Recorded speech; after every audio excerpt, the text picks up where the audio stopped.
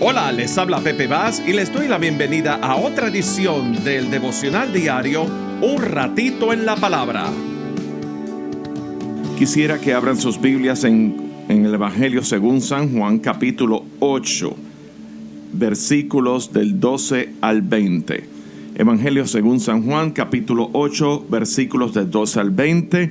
Y por cuestiones de tiempo no voy a leer el pasaje completo, sino que voy a señalar versículos específicos, pero les voy a pedir que lean el pasaje e incluso lean el capítulo completo, porque vamos a estar haciendo referencia. Y en este pasaje vemos a Jesús enseñando en el templo. Y la parte del templo en la que Jesús se encontraba era el patio delantero donde se daban las ofrendas. Y era ese mismo lugar en donde habían llevado a la mujer adúltera para ser apedreada en el pasaje anterior, ¿verdad? En versículos del 1 al 11 del capítulo 8. Y entonces, estando Jesús en este pasaje específico que nos toca, de los versículos del 12 al 20, hay tres importantes declaraciones que Jesús hace de sí mismo. La primera declaración la vemos en el versículo 12, que dice: otra vez Jesús les habló diciendo: yo soy la luz del mundo, el que me sigue no andará en tinieblas, sino que tendrá la luz de la vida.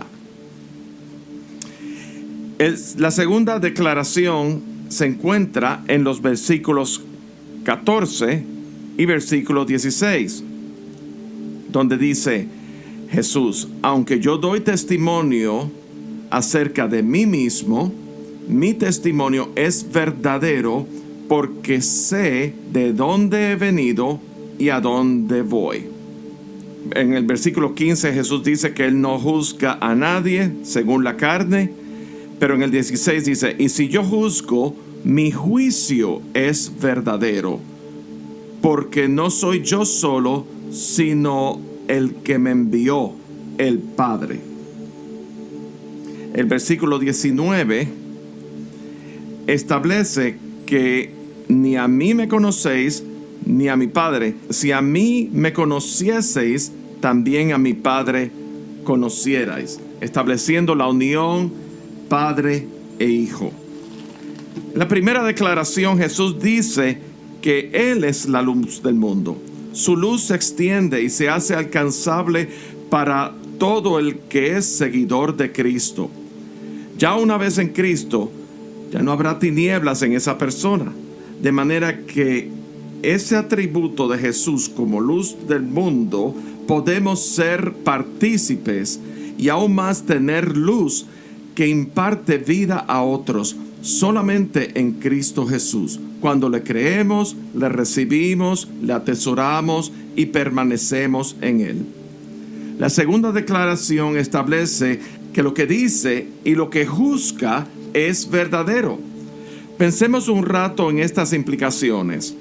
Cualquier persona pudiera hacer ese mismo reclamo de sí mismo, pero aquí hay una diferencia. Jesús utiliza dos argumentos para apoyar su declaración de que su testimonio y su juicio son verdaderos. El primer argumento tiene que ver con el lugar de procedencia de Jesús y el lugar hacia donde se dirige, o sea, su lugar de destino. Lo vemos en el versículo 14. El versículo 14 dice: sé de dónde he venido y a dónde voy.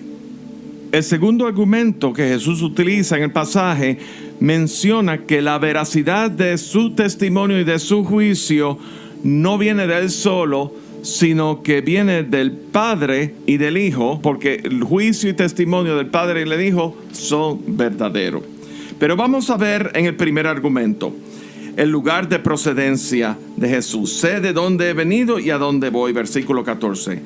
La pregunta que ahora esto plantea es: ¿cuál es el lugar de procedencia de Jesús y qué significa esto? El lugar de procedencia de Jesús lo encontramos unos versos más adelante en el capítulo 8, verso 42. Jesús diciendo a los escribas y fariseos: si vuestro Padre fuese Dios, ciertamente me amaríais, porque yo de Dios he salido y he venido. pues no he venido de mí mismo, sino del que me envió. De manera que el lugar de procedencia de Jesús es Dios mismo. Esto implica que Jesús, en su ministerio en la tierra, vino a honrar al Padre, versículo 49, pero al mismo tiempo el Padre glorifica al Hijo, a Jesús, versículo 54, lo cual establece una relación en la que uno le da la gloria al otro, el Padre al Hijo y el Hijo al Padre, por lo cual Jesús podía decir sin que le tiemble el pulso y con toda seguridad: conozco al Padre y guardo su palabra, versículo 55. Finalmente Jesús establece su carácter eterno, aún desde antes de su encarnación. El lugar de procedencia ya dijimos que es de Dios, pero ahora Jesús dice, tiempo presente en el versículo 58, antes que Abraham fuese, yo soy. En otras palabras, y poniéndolo en contexto, los escribas y fariseos mencionaron a Abraham y le increparon a Jesús si él había visto a Abraham. Entonces Jesús les dice que él ya existía aún antes de que Abraham existiera, lo cual nos habla de que Jesús es eterno, no tiene principio ni fin. Él es el tiempo presente, yo soy. El capítulo 16, versículo 18 del Evangelio de Juan, Jesús confirma su lugar de procedencia y ahora da más especificidad hacia dónde se dirige. Salí del Padre y he venido al mundo. Otra vez, dejo el mundo y voy al Padre. El segundo argumento que Jesús utiliza en el pasaje que nos toca hoy día menciona la veracidad del juicio de Dios. No es solo de Él, sino el juicio del Padre también es verdadero. De manera que el juicio del Hijo y del Padre se confirman uno al otro. Y sobre esto Jesús abunda un poco más en el verso 26. Muchas cosas tengo que decir y juzgar de vosotros, pero el que me envió es verdadero, y yo lo que he oído de él, esto hablo al mundo. Como si fuera poco, Jesús utiliza la misma ley como argumento de que el juicio de Dios es verdadero, y lo vemos en el versículo 17. Y en vuestra ley está escrito que el testimonio de dos hombres es verdadero, haciendo referencia a Deuteronomio capítulo 17 versículo 6 y Deuteronomio capítulo 19 versículo 15, y en Números capítulo 35 versículo 30, en donde establece como requisito para la validez de un juicio el testimonio de dos personas. Aquí Jesús les dice a los eruditos de la ley, en otras palabras, que tanto el testimonio y juicio del Padre como el mío son verdaderos. Por lo tanto, lo que decimos es válido y debe ser creído. La tercera y última declaración de Jesús en este pasaje establece la unidad entre el Padre y el Hijo. En el verso 19, si a mí me conocieseis, también a mi Padre conoceréis. En Juan capítulo 1 versículo 18 dice, a Dios nadie le vio jamás. El unigénito Hijo que está en el seno del Padre, Él le ha dado a conocer. El mismo Jesús oraba al Padre en Juan 17 por los discípulos, para que sean uno, así como tú y yo somos uno. De manera que hemos establecido tres importantes declaraciones reveladoras acerca de Jesús. Jesús, luz. Jesús, verdad, testimonio y juicio. Y Jesús, Dios, uno con el Padre, procedente de Dios, eterno. ¿Cuál es el impacto en nuestras vidas de todas estas declaraciones de Jesús? El primer impacto es el siguiente: porque Él es luz, al seguir a Jesús ya no andaremos en tinieblas, sino que seremos alumbrados con su luz para alumbrar a otros. Eso lo vemos en el versículo 12 del capítulo 8 del Evangelio según San Juan, que acabamos de leer. Segundo impacto a nuestras vidas es que porque Él es la verdad, al seguir a Jesús tenemos el testimonio de Dios en nuestros corazones. La primera carta de Juan, capítulo 5, nos afirma que todo aquel que cree que Jesús es el Cristo es nacido de Dios. Y unos versos más adelante, en el verso 10, dice: el que cree en el Hijo de Dios tiene el testimonio en sí mismo.